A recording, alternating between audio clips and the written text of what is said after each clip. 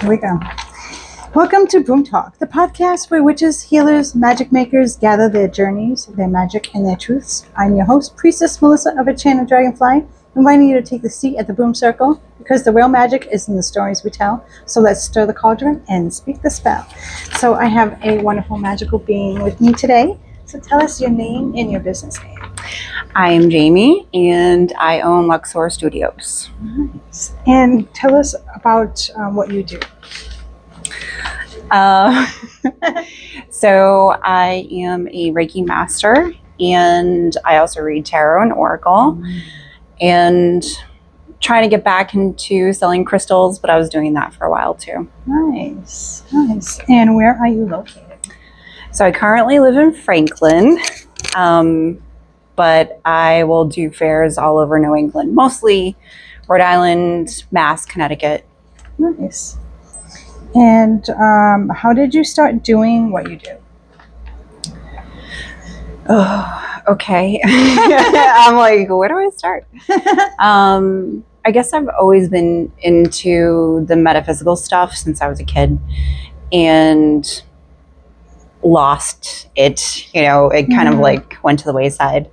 And then maybe, I think it was 2016, I saw somebody post about going to a fair at Uplifting Connections in Bridgewater, and I was like, I gotta go. It was a psychic fair. So then I went, and that kind of like spiraled my whole start of this second wave of a spiritual journey. And then I officially started my business in 2020, and here we are. Nice. It's funny how like one small decision can right. put you on a different track, right? Yep. And what type of practitioner are you? I don't know. Well, no, that's okay. Yeah. What's your spiritual origin story or awakening moment?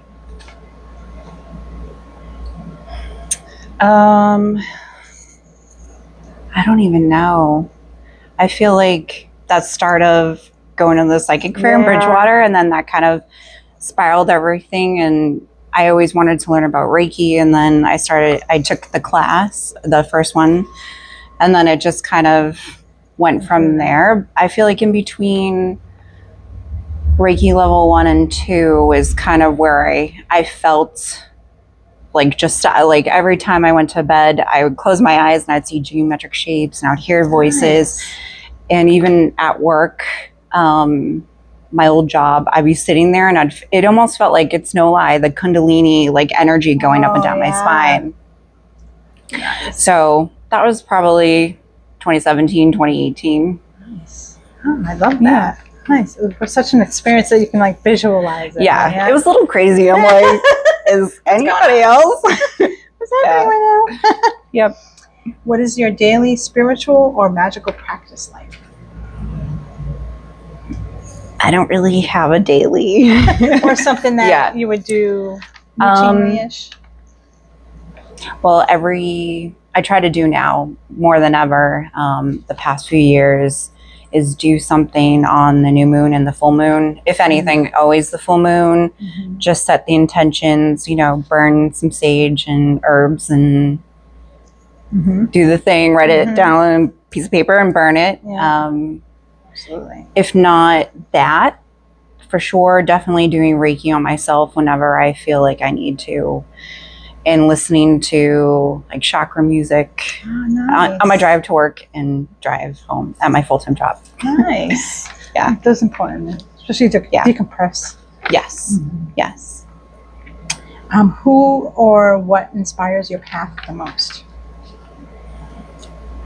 I feel like it's a little bit of everything as far as people to look up to and try to follow. I watch a lot of stuff on YouTube, and I do a lot of different research outside of YouTube.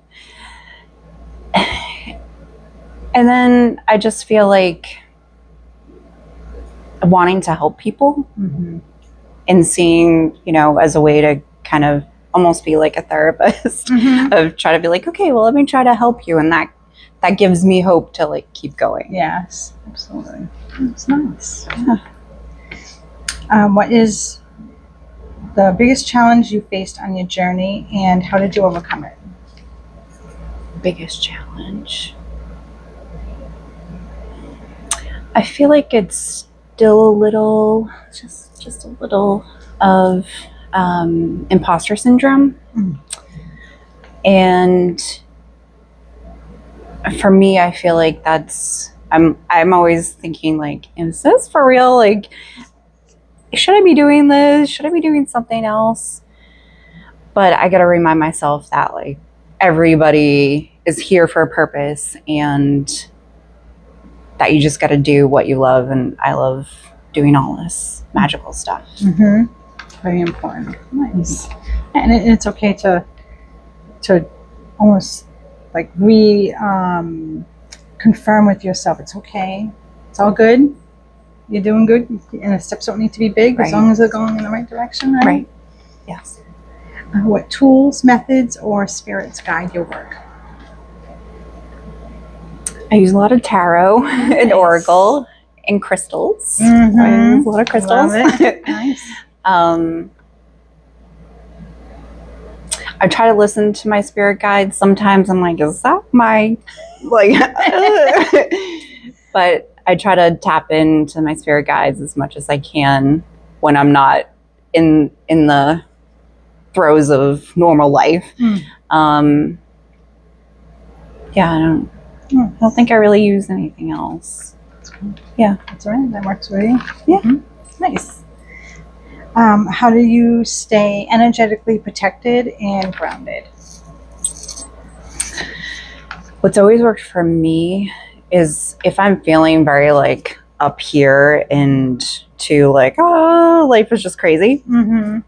I will literally sit here, close my eyes, and imagine like a pillar of white light coming down through my crown chakra, down through my body, and just like releasing everything down into the roots of my feet, all the way deep down into the earth. And I do that a few times, and that usually helps kind of bring me back into my body. And then I'm wearing my little grounding crystals I usually try to have. Like larvicite or obsidian and tourmaline or something like that to kind of help. Nice. Oh, I love that. Yeah. Love crystals too. Yes. Very nice. What's one common misconception about your craft or your work? Which is funny that came up today because I work a full-time job and run my business on the side. And my coworker was asking me what I was doing today after work, and I told her I was coming here and doing this. And I feel like she was Catholic, but I don't know. We haven't really talked about religion. And then we talked about witches, and she was kind of like giving me this look. And she's like, oh, good witch or a bad witch? I'm like, good witch? I'm like, there's a lot of misconceptions out there about like what a witch is. There really is. And what you see on TV is not, it's not that. Not really. It's definitely. Yeah. It's funny. Yeah. So I was trying to like tell her, no, it's all good. It's kind of, I'm like, just think of it like what the Native Americans, how they want to connect with the earth and nature. It's like that. I try to keep it simple for people who just don't understand. The definitely on television, it portrays it. You can go one way or the other, and you see the dark or light. And Yeah. I feel that. Can you share a powerful or memorable client transformation?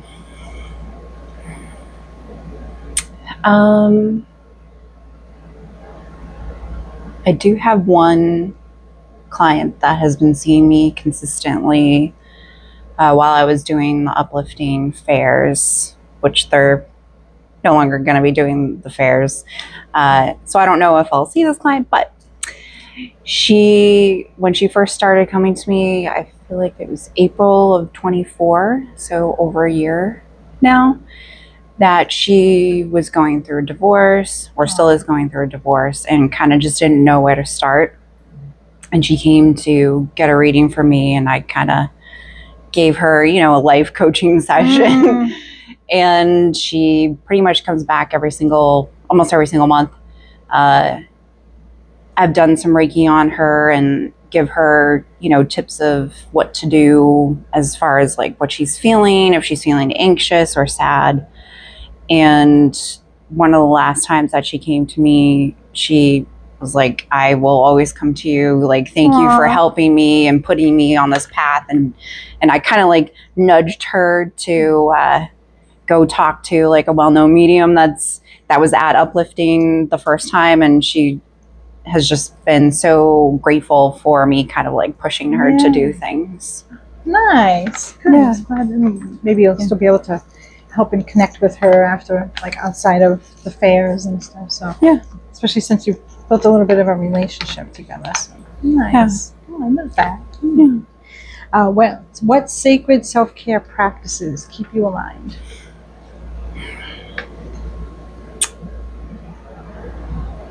I'm trying to think. When I'm in the shower, I usually do the whole white light thing too, to kind of help cleanse, along with the water.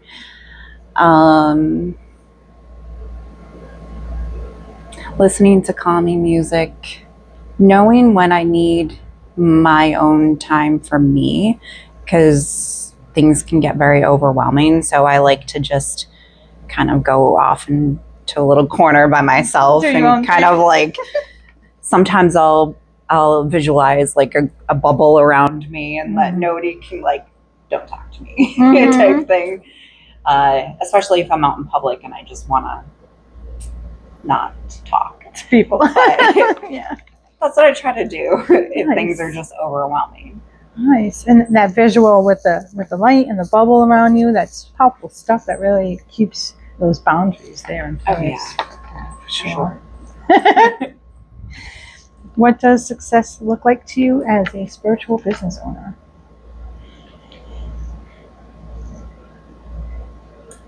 I feel like if you can at least make an impact on one person,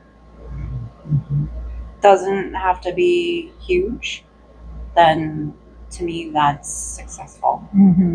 Nice. Yeah, for sure. Do you follow the moon, astrology, or seasonal cycles in your work? The moon. The new moon, the full moon. And then like the 8/8 portal that's coming up, or I've done stuff for the other like 7/7 portal or any of the other dates. Sometimes try to do stuff on the seasons when they change. I'm not really good on knowing the names of all the different Sabbats. Yes. That's okay. I feel like I'm bad at that stuff. Sorry. No, that's all right. We all have what we're great at, like call us not experts, but our niche that we go in, and then there are some that we just don't know much about. Like I'm very little knowledge about Reiki, but well, I can tell you. Yes. But I also do astrology stuff too. I'm not that I've always been into ever since I was like 12. But I have so many books. I know enough about each sign, but I don't know how to read a chart per se. Okay. But I know just enough to get me by. Nice. That's good. What's something you wish more people knew about energy work, divinations, rituals? Anything else? That it's all just a form of manifesting. Isn't that the truth? Yeah. Yeah. Yeah. And not to be afraid of it, and to just all of it's the same to me. Like that's my belief that everything, no matter what you do, if it's with candle work or crystals or burning stuff, or even doing Reiki or anything tarot, that you're setting an intention and you're trying to just work through and clear the energy and manifest good stuff into your life. That's an awesome perspective. Never thought of it that way. Yeah, it's true. It's really true. If you could give one piece of advice to someone just starting their path, what would it be? Try everything. Talking about you. Try everything. Because I know when I started what year did I say? However many years ago that was, 2016, that I went to the psychic fair, and then I started following the shop, and they had all these classes. I'm like, ooh, this looks interesting. And then I just started taking all these different classes. So I feel like just do that. Just take the classes. If something interests you and it works, timing works, just go do it. Because you never know what you're going to fall into and where it will lead you. Right. Very true. Wise words. What magic are you currently brewing with your business? I know we have to leave things on the down low, but if there's anything that you want to share that maybe you just released or you... I know, I'm like, what am I doing? Oh, well, I feel like I should say this because I want to be held accountable for this. Over a year ago, I signed up for QHHT. I don't know if you know. No. Dolores Cannon. I love her. Yes. Okay, so there's a level 1, 2, and 3 where you can learn how to do past life regressions. Nice. I signed up for level 1. I paid for it. I just haven't taken. It's all online. I haven't taken the courses. So, hold me accountable, please.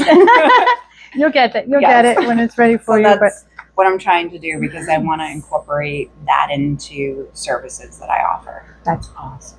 Yeah, and I've seen all of her, not all of them, but the videos online and whatnot. And she had a lot of knowledge to share about what's going on. Now for some fun questions. Yeah. What is your sun, moon, and rising sign? Pisces, sun, Cap, moon, Cancer, rising. Nice. Yeah. Do you have a favorite crystal or herb or tool that you always work with? Well, I'm wearing Larimar, which is only found in the DR. I love it. It helps keep me calm. I love lapis. I'm also wearing lapis. Nice. Larvikite is another favorite for the grounding. I forget what else it helps with. Rutilated quartz. Those are my favorites. Oh, and moonstone. Moonstone is lovely. Yes. Yes. Very nice. Very nice. Do you have a magical nickname or archetype that you resonate with? Like a kitchen witch, or it could be called that, or if somebody called you the reader or the Reiki woman. Yeah. I don't think anybody's ever really associated. If anything, I think because being online and my name Luxaura Studios for my business, people just call me Luxaura for that, or Lux. But that's been a while. I don't think anybody's giving me a name or nickname or anything. Or anything. Yeah. Still, that's pretty funny, Luxaura. Yeah. Sounds so exotic, mysterious. Well, because I'm also a photographer, Lux and Aura, or Rhea, golden light. Because photographers like to shoot with the golden light. I figured it's a good way to kind of mix both businesses together if ever I want to consolidate. Yeah. Oh, that's nice. Yeah. I love that. Tea or tincture? Tea for sure. Nice. Tarot or runes? Tarot. Cauldron or candle? Cauldron. I feel that. Oh, yeah. If your spirit guide had a voice, what would it sound like? Well, I know my main spirit guide is from the Viking era. Nice. So that a dude. I don't know. Sometimes he'll show me his face. Like if I have to close my eyes to see things, as my mediumship. But it looks very chiseled. Okay, so I'm envisioning a rugged type of voice. Nice. I love that. That's awesome that you can see too. Yeah. Love it. And do you have any pets?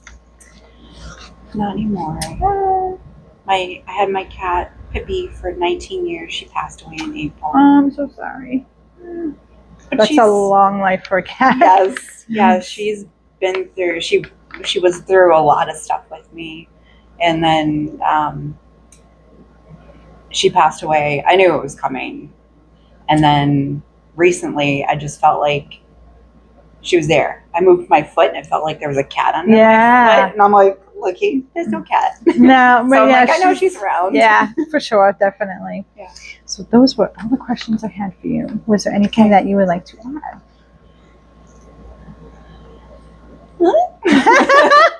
It's all good. Yeah, no, I don't really have anything else to add.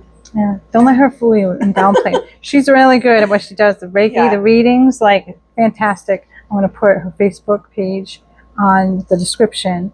So go check her out. We'll give her a like and a follow. Go get a reading. Go let her heal you. Yes. Yes. I can do virtual readings. Yes. And she's a fantastic photographer. So you'll see her link for her photography on there as well. Go check her out. She's really great. Thank you for being here so much. Thank you. So come check us out at Enchanted Dragonfly, 99 Church Street in Whitinsville, Massachusetts. And go check out my Facebook. Follow our podcast channel. Give this episode some love. Give the likes and reviews and share your friends. Share with your friends. Tell your friends. Tell your family. We appreciate you. But bless be. Love you all. Bye.